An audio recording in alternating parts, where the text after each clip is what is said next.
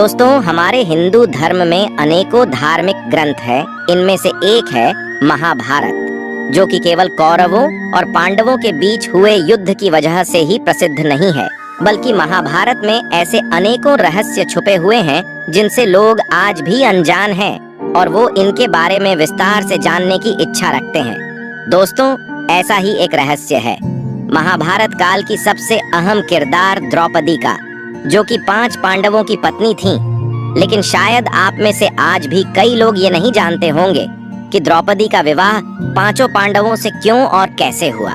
इसी के साथ साथ द्रौपदी 5 पांडवों के साथ अपना पत्नी धर्म कैसे निभाती थीं, क्योंकि हमारे हिंदू धर्म में कोई भी स्त्री सम्मान पूर्वक केवल एक ही पुरुष के साथ अपनी सुहागरात कर सकती है।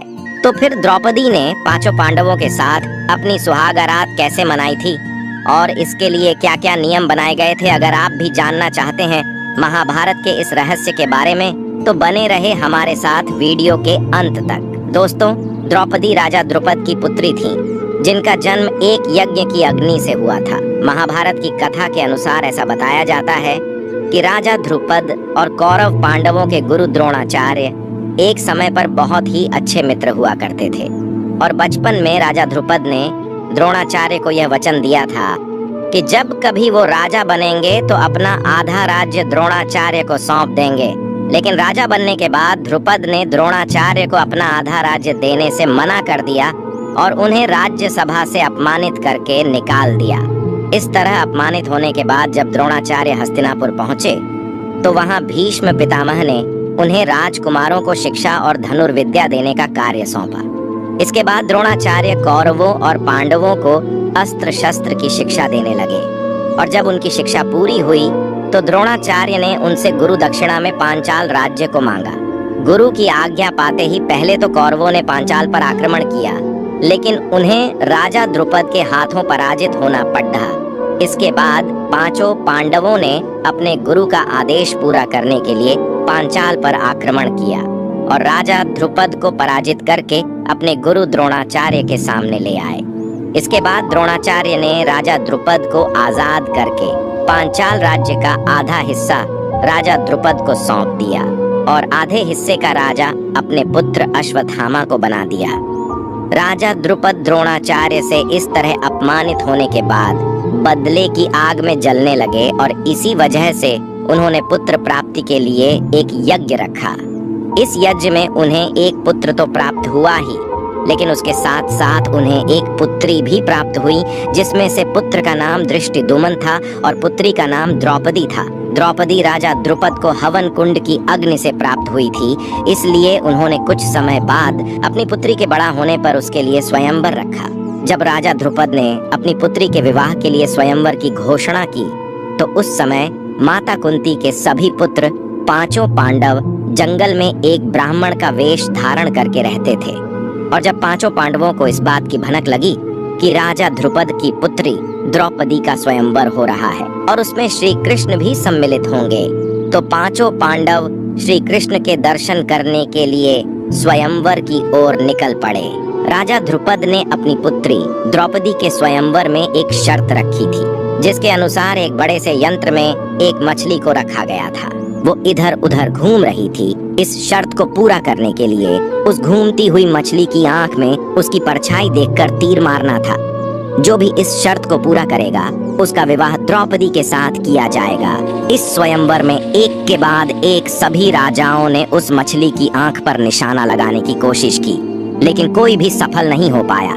इन असफल लोगों में कौरवों में से जरासंध, दुर्योधन, दुशासन, शिशुपाल आदि शामिल थे। सारे कौरवों के असफल हो जाने पर ब्राह्मण का वेश धारण करके स्वयंवर में आए अर्जुन ने अपने गुरु की शिक्षा का मान रखने के लिए मछली की परछाई को देखते हुए एक ही बाण में उसकी आंख भेद डाली, जिसके बाद द्रौपदी ने आगे बढ़कर अर्जुन के गले में वरमाला डाली और उसे अर्जुन के हवाले सौंप दिया गया।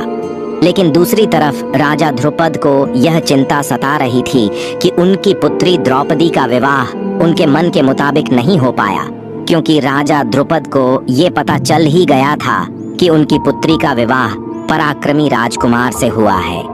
लेकिन इसके साथ साथ वो ये भी जानते थे कि ब्राह्मण के वेश में आए हुए अर्जुन पांडव पुत्र थे। स्वयंवर के बाद पांचों पांडव द्रौपदी को अपने माता कुंती के पास वन में ले गए। जब अर्जुन ने अपनी कुटिया में पहुंचते ही अपनी माता कुंती को आवाज लगाई, देखो माता, आज हम तुम्हारे लिए भिक्षा में क्या लाए हैं। उस समय उनकी माता कुटिया के अंदर भोजन बना रही थी, इसलिए उन्होंने बिना देखे ही पांचों पांडवों से ये कह दिया कि तुम लोग भिक्षा में जो भी लाए हो उसे आपस में बराबर बराबर बांट लो। सभी पांडव भाई अपनी माता के हर बात मानते थे, लेकिन उनके इस आदेश को सुनकर वे सभी चुप रह गए। बाद में जब माता कुंती ने कुटिया के बाहर आकर द्रौपदी को देखा तो वो हैरान रह गई। इसके बाद उन्होंने युधिष्ठिर से बोला कि हे पुत्र, तुम कुछ ऐसा करो जिससे कि मेरे वचन का पालन भी हो जाए और द्रौपदी के मान सम्मान में कोई कमी भी ना आए। जब धर्मराज युधिष्ठिर भी इस समस्या का कोई हल न निकाल सके तो आखिर में फैसला किया गया कि द्रौपदी का विवाह पांचों पांडव पुत्रों से किया जाएगा। लेकिन जब इस बारे में राजा ध्रुपद को पता चला तो उन्होंने श्री कृष्ण से पूछा कि एक स्त्री भला 5 पुरुषों की पत्नी कैसे बन सकती है? ये तो हिंदू धर्म की मर्यादा के खिलाफ है।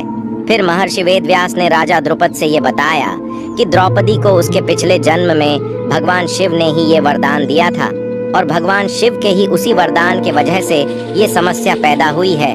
महर्षि वेदव्यास के समझाने पर राजा द्रुपद ने अपनी पुत्री का विवाह पांचों पांडवों से करवाया।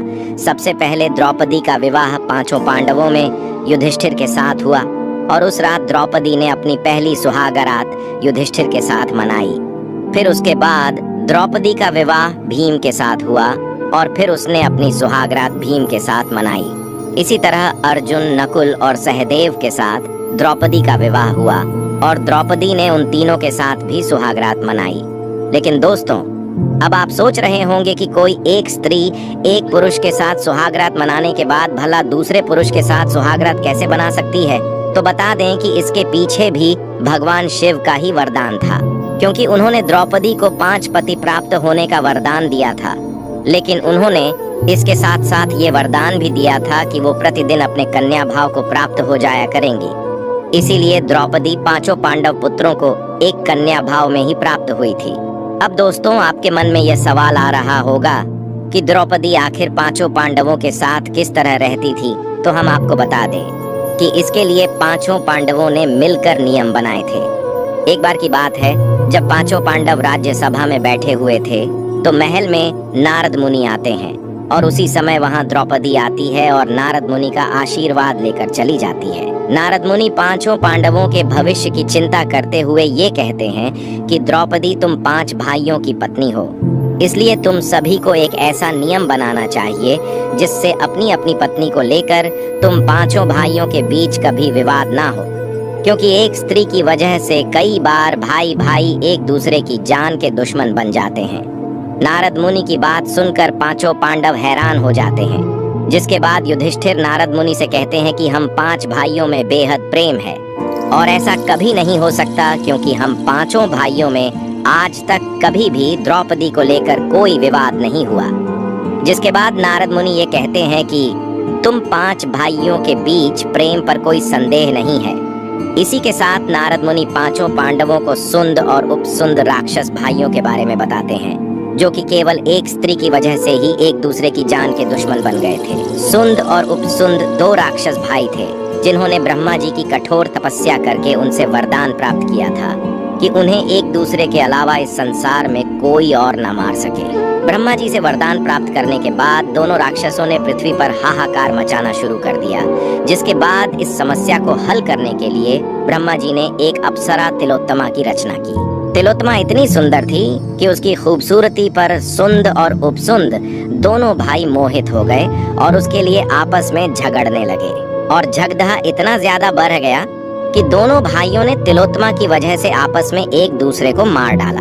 नारद मुनि के इतना समझाने पर युधिष्ठिर ने एक नियम बनाया कि द्रौपदी हर साल पांचों पांडवों में से किसी एक के साथ ही अपना समय व्यतीत करेंगी। मतलब कि द्रौपदी 1 साल तक किसी एक ही पांडव की पत्नी बनकर रहेंगी और जब द्रौपदी अपने कमरे में किसी एक पांडव के साथ रहेंगी तो दूसरा पांडव उस कमरे में नहीं जाएगा और यदि कोई इस नियम को तोड़ देगा तो वह पांडव 1 साल तक वन में रहकर कठोर ब्रह्मचर्य का पालन करेगा।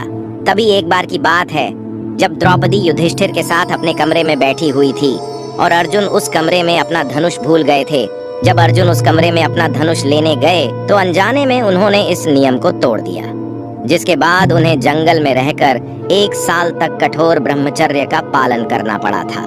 तो दोस्तों, अब तो आप जान ही गए होंगे कि किस तरह द्रौपदी ने 5 पांडवों के साथ अपने पत्नी धर्म को निभाया। आशा करते हैं आज का यह प्रसंग आपको पसंद आया होगा। जानकारी अच्छी लगी हो, वीडियो को लाइक करके कमेंट बॉक्स में एक बार लिख दीजिए, जय श्री कृष्णा। दोस्तों, यह वीडियो आप कहां से देख रहे हैं, कमेंट करके बताएं। और आपको यह वीडियो अच्छा लगा है तो हमारे चैनल फुकरे बाबा को सब्सक्राइब जरूर करें।